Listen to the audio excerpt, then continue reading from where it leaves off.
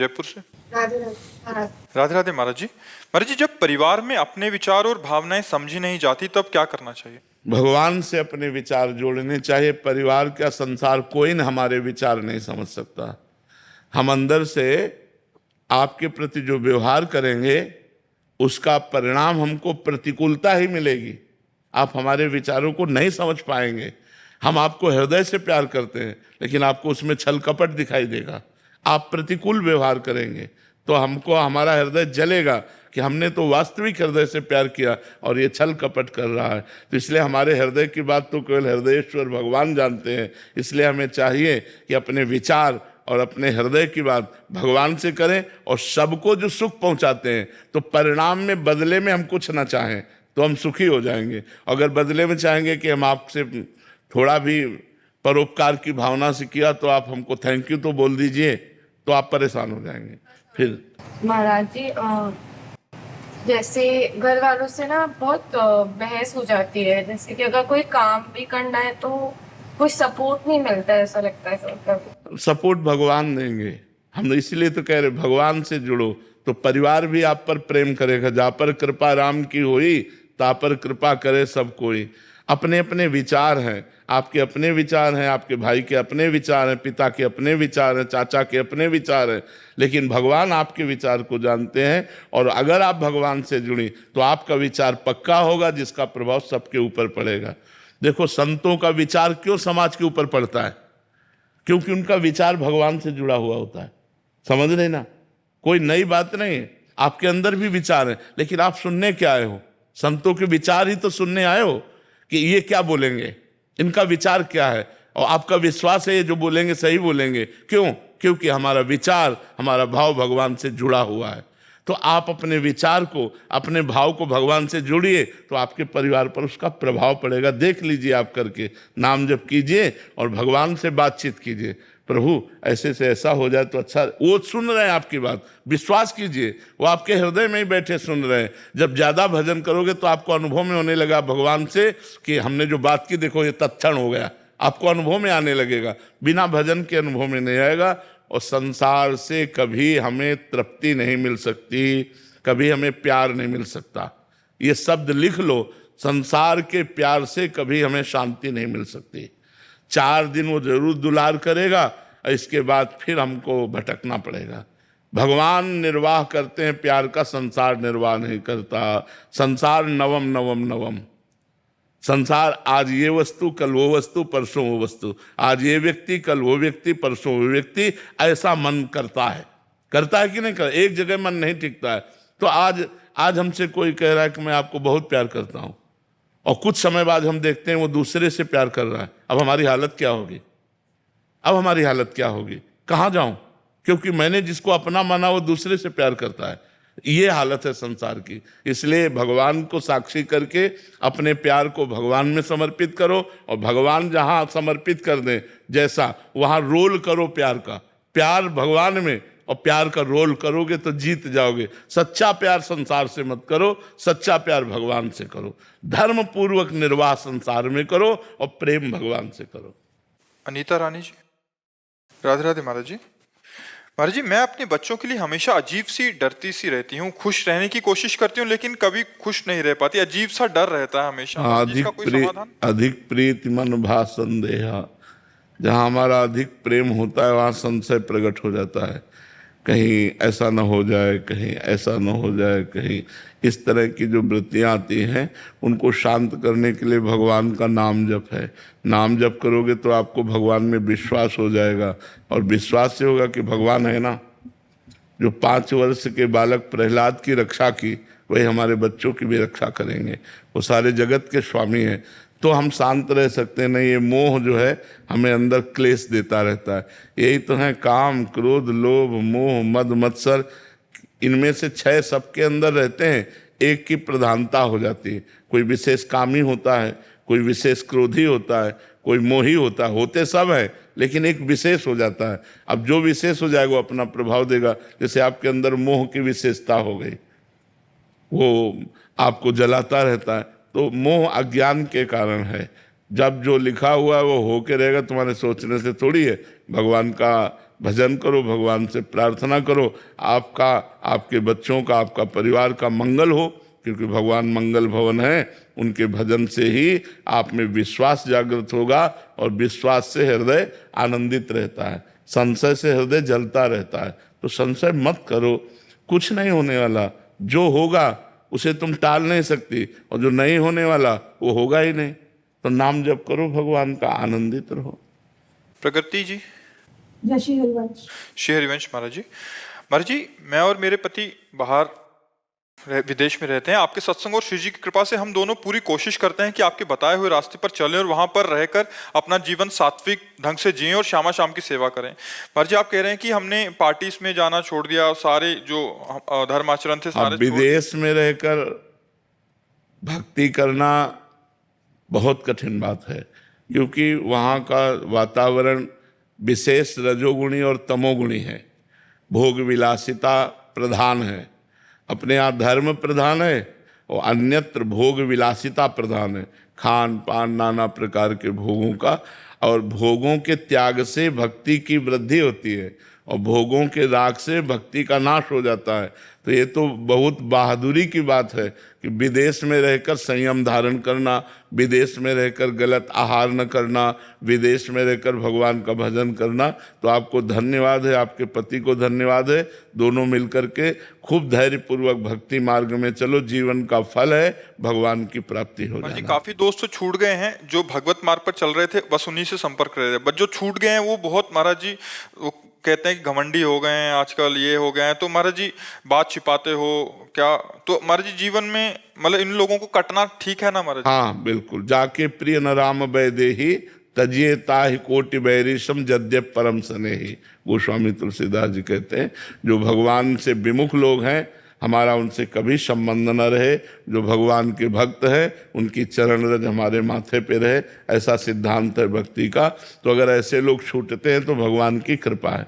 अगर कोई साथी ना हो तो बहुत अच्छी बात है, भगवान साथी हमारे हैं। और ऐसे भगवत विमुख लोगों का साथ भी कोई साथ नहीं है।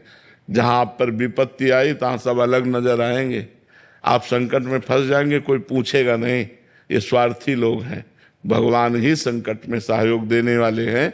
इसलिए भगवान से प्रार्थना करो कि आपके भक्तों का संग मिले और आपसे जो विमुख जन हैं इनसे हमारा कोई संबंध न हो। इनका छूट जाना ही अच्छा है। उसमें सोचो मत कि हमारे पास इतना समुदाय जुड़ा था, अब वो समुदाय छूट गया तो हम अकेले पड़ गए। नहीं, विश्व का रचयिता भगवान जब तुम्हारे साथ है तो तुम अकेले कैसे हो सकते हो जी। चिन्मय जी, नागपुर से। राधे राधे महाराज जी। महाराज जी, भजन करने के साथ और क्या करना चाहिए जिससे प्रभु की भक्ति प्राप्त हो और मन ना भटके और मन की व्याकुलता बढ़ी रहे? भक्तों का संग, भक्तों का संग, भगवत भक्तों का संग। भगवान के भक्तों के संग से भक्ति घनीभूत होती है।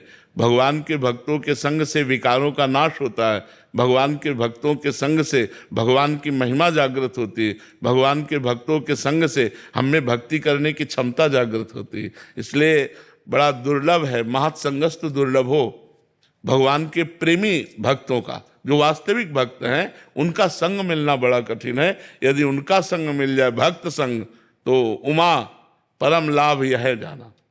संतों का संग ही भगवान शिव कह रहे हैं परम लाभ है। उमा संत समागम सम न लाभ कछुआन।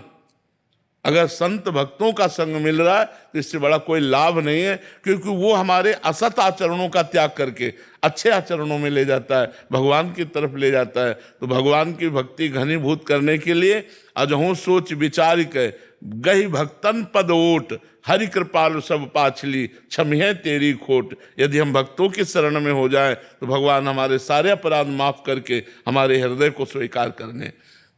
भक्त चरण धरि भाव तरत भव सिंधु अगाधा। जो भक्तों के चरणों में भाव रखते हैं वो इस भव समुद्र से पार हो जाते हैं। तो भक्त संग जरूर करना चाहिए। अलका मिश्रा जी, जम्मू से। राधे राधे। महाराज जी, राधे राधे। महाराज जी, क्या स्वप्न भी साधना की अवस्था बन सकते हैं? स्वप्न में बार बार संत, देवी देवता या दिव्य प्रकाश का दर्शन होना वास्तव में उनकी कृपा है या मन की कल्पना? हाँ, नहीं, शुभ सूचना है, अच्छा है, पर कोई सार्थकता थोड़ी है उससे। हमारी जागृत में स्थिति कहाँ रहती है, हमें देखना है। अगर जागृत में स्थिति भगवान में रहती है, संतों में रहती है, भगवत लीला चिंतन में रहती है, तब तो सार्थक है। स्वप्न वैसे भी मिथ्या है, कोई सत्य वस्तु थोड़ी है। तो ये हमारी शुभ पवित्र हृदय की सूचना है कि हमें स्वप्न में संसार का प्रपंच न दिखाई दे, संत महात्मा भगवान के विग्रह तीर्थ आदि दिखाई दें, तो ये बहुत अच्छी बात है। लेकिन इससे काम थोड़ी बन जाएगा। काम तो बनेगा जागृत अवस्था में हमारा निरंतर भगवत चिंतन चले, तभी काम बनेगा। वो हमारा सहयोगी नहीं, सहयोगी तो जागृत अवस्था का चिंतन है। अब जागृत में प्रपंच का चिंतन हो रहा, स्वप्न में संतों का तो कोई खास बात नहीं। खास बात है जागृत अवस्था में हमारा निरंतर भजन चलता रहे, निरंतर भागवती की स्मृति बनी रहे, तब तो सार्थक है। अवनीश जी अयोध्या जी से। राधे राधे। राधे राधे महाराज जी। महाराज जी, भगवान श्री कृष्ण स्वयं पूर्ण पुरुषोत्तम और सर्वज्ञ हैं, फिर उनको अंदर प्रेम की कमी का अनुभव जब प्यारे जी से। प्रेम प्रतिक्षण वर्धमानम है। भगवान प्रेम के भूखे रहते हैं। जिसके प्रेम जागृत होता है जब जीव के, तो वो अंश मात्र में होता है, वो प्रेम समुद्र है। तो जो जितना बड़ा प्रेमी होता है उतना प्रेम पिपासु होता है। जैसे हमारी प्यारी जी के मुख चंद्र का चकोर की भांति पान करते हुए भी प्रभु के नेत्र अतृप्त रहते हैं और कहते हैं, प्यारी जू जब जब देखो तेरो मुख, तब तब नयो नयो लागत।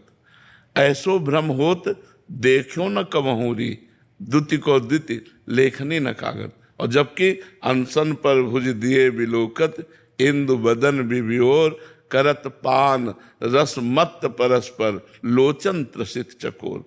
रसमत्त है पर लोचन त्रसित चकोर, फिर भी नेत्रों की प्यास है। हमें जिससे प्यार होता है उसको प्रतिक्षण देखते रहना, उसका सानिध्य और उससे बात करना, उसके साथ खेलना, हंसना, बोलना, यही हमें जीवन में सार्थकता। प्रेम का स्वभाव होता है सानिध्य का अनुभव करना और अतृप्ति, कभी तृप्ति न होना। तो प्रेम समुद्र भगवान प्रेम के इतने पिपासु हैं कि थोड़ा सा कोई जीव प्रेम कर दे तो देखो अर्जुन ऊंचे पे बैठे हैं और भगवान सारथी पद पे बैठे। कहाँ भगवान और कहाँ अर्जुन। तो भगवान इतने प्रेम पिपासु हैं कि अपने भक्त के चरण दाबते हैं। इतने प्रेम पिपासु हैं, अपने भक्त के लिए संधि दूत बन जाते हैं पांडवों के लिए। तो ये प्रेम की उनकी महिमा है। भगवान का प्रेम स्वरूप ऐसा है कि भक्तन पाछे यो फिरत ज्यों बछड़ा संग गाय। जैसे बछड़ा के पीछे पीछे गाय घूमती, ऐसे भक्तों के पीछे भगवान डोलते हैं। ये प्रेम है। इसलिए तो भगवान जैसा प्रेमी कौन होगा। प्रीति की रीति रंगीलो ही जाने। प्रेम में कभी तृप्ति नहीं होती। प्रेम सदा बढ़िवो करे, जो शशिकला सुवेश पै आमे पूनो नहीं, ताते कबहो न शेष। इसमें कभी पूर्णिमा नहीं आती और कभी शेष बचता नहीं और प्रतिक्षण वर्धमान रहता है। तन मन के बिछुरे नहीं, पर चाह बढ़े दिन रैन, और कबहु संजोग न मानहि, देखे भरी भरी नैन। कैसे समझोगे। अरवरात मिलवे को निस दिन मिले ही रहत, मनो कबहु मिले ना। भगवत रसिक रसिक की बातें रसिक बिना को समझ सकेगा। ये प्रेम अगूढ़ वस्तु है।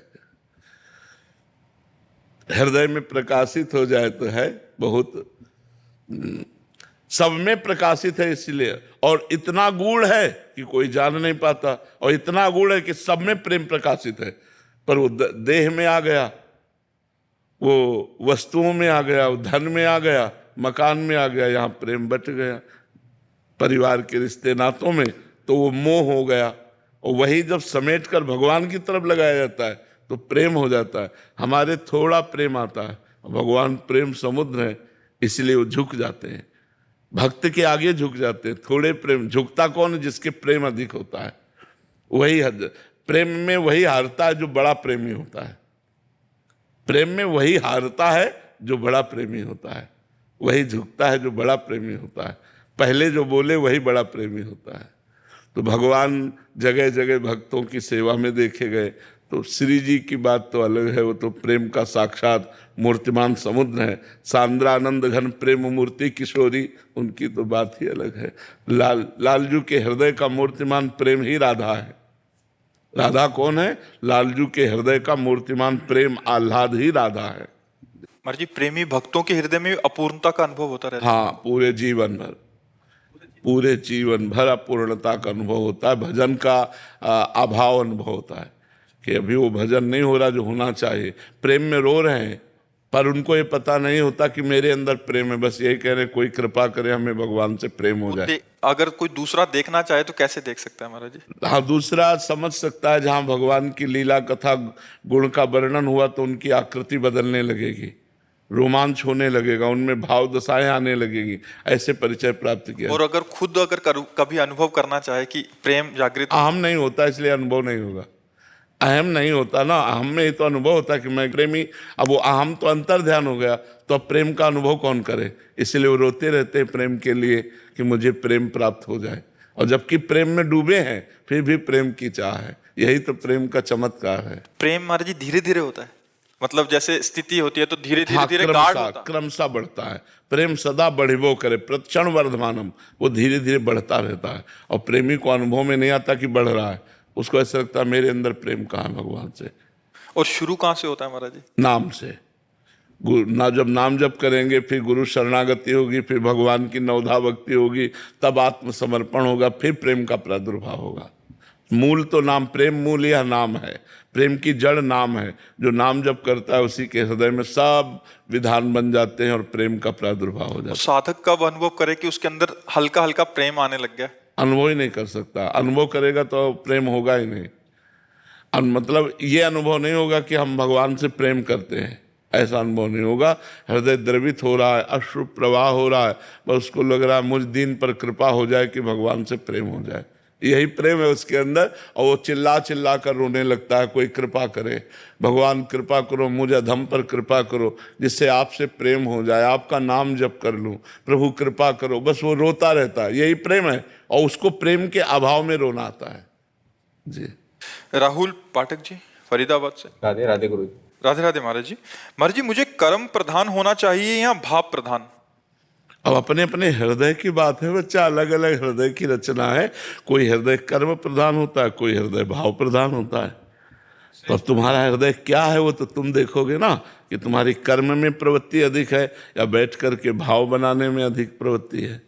महाराज जी, मेरा क्वेश्चन ये है कि सहज भाव से हमें प्राप्ति कैसे होगी? जैसे सबरी और मीरा ने भाव की प्रधानता रख, नाम से भाव पैदा होता है। आप हम ऊपर यही कह रहे थे कि मन बड़ा चंचल और मलिन है।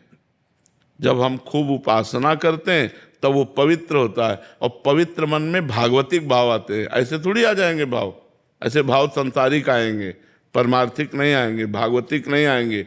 उपासना से भागवतिक भाव आते हैं। तो पहले हमें श्रवणम, कीर्तनम, स्मरणम, विष्णुपाद सेवनम, अर्चनम, वंदनम, दास्यम, सख्य, आत्मनिवेदनम, तब भाव की जागृति होती है। भाव में डूबा हुआ तो फिर क्या कहना, भाव आ गया तो भगवान की प्राप्ति हो गई।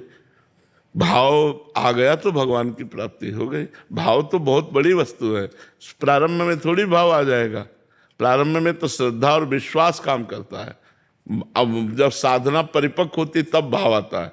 फिर भाव देह की प्राप्ति होकर भगवान की सेवा में पहुंच जाता है। सहज पर भाव बहुत ऊंची वस्तु है। मीरा जी और सबरी जैसा भाव तो छोड़ो, उनके चरणों की रज प्राप्त हो जाए, थोड़ा सा भाव आ जाए तो काम चल जाए। मीरा जी और सबरी जी तो सिद्ध महापुरुष हैं भाव की। अगर गुरुदेव ने कह दिया था कि भगवान आएंगे, 4 वर्ष तक रोज सोहनी लगाती, फूल डालती। सबरी जी रोज सोहनी लगाती, फूल डालती, भगवान आएंगे गुरु जी ने कहा। कभी उनको अविश्वास नहीं हुआ। नहीं 1 साल, 2 साल, 4 साल भगवान तो आए नहीं, तो सेवा बंद कर। नहीं, गुरु जी ने कहा है तो भगवान आएंगे। और एक दिन भगवान आए और सबरी जी को निहाल किया। तो अपने गुरु वाक्यों पर श्रद्धा विश्वास, संत वाक्यों पर श्रद्धा विश्वास, तब जाके भाव की प्राप्ति होती है। अलवेली दासी। श्री हरिवंश महाराज जी, आपके चरणों में कोटि कोटि प्रणाम। महाराज जी, आप कह रहे हैं कि आप पूज्य शोभन सरकार जी के कृपा पात्र रहे हैं और उन्हीं की कृपा से उन्होंने ही वृंदावन भेजा था। तब बोला था कि वहीं डूब जा, मतलब और आपने उन्होंने कुछ शब्द बोले थे तो कह रहे थे कि आज मतलब उनकी बात पहले तो समझ नहीं आई बट अभी समझ आए कि उन्होंने बोला था कि प्रेम में डूबो और विरह में जल जाओ। महाराज जी ये विरह अग्नि कैसे प्रकट होगी? आप 2 दिन से स्वप्न में आ रहे थे तो लगातार सत्संग हुआ, दूसरे दिन के सत्संग में आपने बोला असाधन वृत्ति का त्याग कीजिए, असाधन वृत्ति नहीं होनी चाहिए। तो महाराज जी फिर आंख खुल गई, फिर कुछ समझ नहीं आया, अब भूल गया फिर तो। नाम जब करते रहो निरंतर, कोई असाधन ना होने पावे तो फिर अपने आप प्रेम प्रकट हो जाता है। असाधन वृत्ति क्या होती है? हाँ, जैसे खान पान अशुद्ध या शरीर संबंधी कोई अशुद्ध आचरण या हमारी वाणी में अशुद्धता, यही है तन मन वाणी। हमारी वाणी शुद्ध हो, हमारा मन शुद्ध हो, हमारा तन शुद्ध हो और खूब डट के नाम जप हो, भगवान की लीला कथा सुने तो प्रियालाल से प्रेम हो जाएगा। खूब नाम जप करो। बड़े महापुरुषों की कृपा जो है हमें सतमार्ग में पहुंचाती रहती है। हम वो हमारे पिता की तरह थे शोभन सरकार जी। महाराज जी आपके तन में पहली बार दर्शन किए तो ऐसे लगा सच्चा सरकार ही। हाँ, वो हमारे पिता तुल्य थे, बहुत प्यार मिला उनका। हाँ, उनका बहुत प्यार मिला जी। पर जब बचपन में उनका सानिध्य प्राप्त हुआ? हाँ, लगभग 20 वर्ष की आयु होगी जब, अरे 18-20 वर्ष की आयु होगी तो फिर आओ आओ ऐसे करके दूध पिलाते थे, खूब हंसते खेलते थे साथ, ऐसे खूब आनंद दिए। कई उनके उपदेश हमारे लिखे हुए हैं। उपदेश दिए कि कपड़ा रंगा के व्यवस्था के चक्कर में मत फंसना बच्चा, ये संसार लूट लेता है भजन को, इसलिए व्यवस्था के चक्कर में मत पड़ना। कपड़ा रंगाया है तो भगवान की प्राप्ति के लिए रोटी मांग लो और गंगा किनारे एकांत में बैठ के खाओ। महाराज जी वो कहते थे जब वहाँ उनके दर्शन करने हम यहाँ से जाते थे, कहते थे वहीं डूब के मर जा, कोई दूसरा भगवान। भगवान के नाम में डूबो, उसी में प्रेम समाया है, उसी में रूप समाया है। देखी रूप नाम आधीना, जितना नाम जप करोगी उतने रूप माधुरी आएगी, और रूप माधुरी आएगी उतना ही प्रेम होगा, उतना ही हमारा मन बुद्धि भगवान पे न्यौछावर हो जाएगा। नाम पर ध्यान दो, खूब नाम जप करो, हर समय उठते बैठते चलते फिरते हर समय नाम, जो गुरु जी ने नाम दिया और वही नाम जप करो। अमित जी दिल्ली से। राधे राधे। राधे राधे महाराज जी। महाराज जी असली सेवा क्या है? अहम का भगवान में लय हो जाना, अहंकार का भगवान में लय हो जाना असली सेवा है। ऐसा प्रयास करे कि कोई अहंकार न रह जाए और सब अहंकार भगवान के चरणों में समर्पित हो जाए, यही सेवा है। अब इसी के लिए साधना की जाती है। जैसे जब लंका से हनुमान जी महाराज पधारे तो भगवान श्री राम को सूचना मिली कि हनुमान जी काम सिद्ध करके आ गए। सीता की खोज, लंका दहन, रावण को मुंह की खवा दिया। मुख प्रसन्न तन तेज विराजा, कीनेस रामचंद्र कर काजा, प्रसन्न मुद्रा महाबली महाज्ञानी। जो ही हनुमान जी पधारे तो हाथ पकड़ करके ऐसे बैठालने की कोशिश की तो सड़क के चरणों में बैठ गए। तब हनुमान जी से कहा कि रावण के द्वारा पालित लंका को तुम भस्म कर दिए, 400 योजन समुद्र को तुम पार कर गए। हनुमान जी बोला वचन विगत अभिमाना, बोला वचन विगत अभिमाना, अभिमान रहित होकर बोल रहे। प्रभु शाखा मृग के ई मनुसाई, शाखा ते शाखा पर जाई। प्रभु कपि की बंदर की तो इतनी ही केवल प्रभुता है कि एक डाल से दूसरी डाल पर चला जाए। शाखा मृग के इह मनुसाई, शाखा ते शाखा पर जाई। लाग सिंधु हाटकपुर जारा, निश्चर गण बधि विपिन उजारा। सो सब तव प्रताप रघुराई, नाथ न कछु मोरि प्रभुताई। समुद्र का लांघना और लंका स्वर्ण जटित, उसको भस्म करना और निशाचरों को मुखी खवा देना, ये सब आपका प्रताप किया है, राम प्रताप किया है, कहीं हनुमान नहीं। प्रभु ये सच्ची सेवा क्या है? अभिमान का भगवान के चरणों में समर्पित हो जाना। तभी जो हनुमान जी को प्यार मिला वो बड़ा दुर्लभ प्यार मिला भगवान राम का। भगवान राम कह रहे हैं तुम संतात उरिन में नाही। अखिल लोक ब्रह्मांडपति भगवान कह रहे तुम संतात उरिन में नाही, कर देखा विचार मन माही। मैंने विचार करके देखा मैं तुमसे उरिन नहीं हो सकता। प्रति उपकार करूं का तोरा, सन्मुख होई न सकत मन मोरा। मैं तुम्हारा इसके बदले में क्या उपकार कर सकता हूं? मेरा मन सकुच रहा है कि मैं कुछ नहीं दे सकता तुमको। ये क्योंकि हनुमान जी ने संपूर्ण समर्पण कर दिया। संपूर्ण समर्पण तभी माना जाता है जब अहंकार समर्पित होता है। तो अहंकार रहित होकर की गई सेवा सबसे बड़ी सेवा है। जैसे हम आपको 100 रुपया दे और हमारे मन में रहे कि आपके ही ये 100 रुपया मेरे पास धरोहर की तरह रखे थे, अब आपको दे दिया। तो दियम वस्तु गोविंदम तो भ्रमेयो समर्पय, ये सबसे बड़ी सेवा है। समझ पाए आप? नीतू शर्मा जी। राधे राधे महाराज जी, आपके चरणों में कोटि कोटि प्रणाम। महाराज जी, मेरे मन में लंबे समय से एक दुविधा है। एक मन तो चाहता है कि केवल श्री राधा नाम में रम जाऊं और एकदम एकांत पूर्ण शांति में जीऊं, जबकि दूसरा मन कार्य क्षेत्र में, जीवन क्षेत्र में पद प्रतिष्ठा, मान सम्मान, यश कीर्ति, वैभव, संपत्ति की बड़ी कामना है। इससे मतलब महाराज जी दोनों में के सामंजस्य कैसे बिठाऊं? एक को पकड़ो दूसरा शांत हो जाएगा। नाम जप को पकड़ो तो ये जो झूठी मांग है ये झूठी मांग है। ये मान प्रतिष्ठा अच्छी चीज नहीं है। सम्मानम कल्याति घोर गरलम नीचापमानम सुधा, श्री राधा मुरलीधरो भज सके वृंदावन माते। बहुत दैन्य होकर कोई जाने ना राधा राधा राधा राधा राधा और पूरा जीवन निकल जाए तो बहादुर है, नहीं तो बहुत समस्या है। ये अच्छी चीज नहीं वाहवाही, ये अच्छी चीज नहीं है। अच्छी चीज है एकांत में बैठकर आंसू बहाते हुए राधा राधा, हमें कोई जानता नहीं, हमें कोई पूछता नहीं, इससे बढ़िया जीवन कोई नहीं। इससे बचाओ अपने को, छुपा के भजन करो, भगवान की प्राप्ति करो, यही है। ये सब वाहवाही बहुत अच्छी चीज नहीं है, इसे अच्छा मत मानना। बट संसार में तो महाराज जी यही अच्छा लगता है। ये तो आप साधन वो है, इसलिए ये अच्छी बात नहीं है। ये अच्छी कोई ना जाने और हम भगवान की याद में डूबे हुए चले जा रहे हैं, इससे बढ़िया जीवन क्या है? यहाँ तो मतलब बहुत विचित्र है। ये भगवान यश कीर्ति से बचावे और नाम जप में मन लगे, भगवान में मन लगे, ये सबसे बढ़िया बात है। ये कोई अच्छी बात नहीं। यश कीर्ति संसारी पुरुषों को अच्छा लगता है, नहीं तो परमार्थ में चल के देखो आपको बिल्कुल अच्छा नहीं लगेगा। ये अच्छा लगेगा अकेले। भगवान से कहो कि जब तक स्वस्थ रहो, कोई सेवा में ना रहे, अकेले रहकर स्वयं संसार की सेवा करते हुए भजन कर लो। भजन सबसे बढ़िया चीज है। देवी प्रसाद पांडे जी नोएडा से। राधे राधे। राधे राधे महाराज जी, आपके चरणों में कोटि कोटि प्रणाम। गुरुदेव, मेरा प्रश्न आपसे है कि जब आप बड़े महाराज जी से मिलने जाते हैं, अपने गुरुदेव से मिलने जाते हैं, तो आप दोनों को एक दूसरे से वार्तालाप करते हुए बहुत कम देखा गया। सिर्फ आप दोनों साथ में मुस्कुराते हैं, कभी वो आपको देखते हैं, कभी आप उनको देखते हैं। आखिर ये कौन सी टेक्निक है महाराज जी जिससे आप दोनों बात कर लेते हैं और मन पढ़ लेते हैं? ये थोड़ी सी आप सिखा देंगे तो हम भी बात करने में सक्षम हो पाएंगे आपसे। उसमें बोलना नहीं आता। ये जो लोग कहते हैं ना कि मैं तुमसे प्यार करता हूं, झूठे लोग हैं। निकलेगा ही नहीं कि मैं आपसे प्यार करता हूं। रोम रोम जब प्यार करता है ना तो केवल चेहरे से, नेत्रों से पता चल जाए कि इसका इससे प्यार है, नहीं तो कह नहीं सकता कि मैं तुमसे प्यार करता हूं।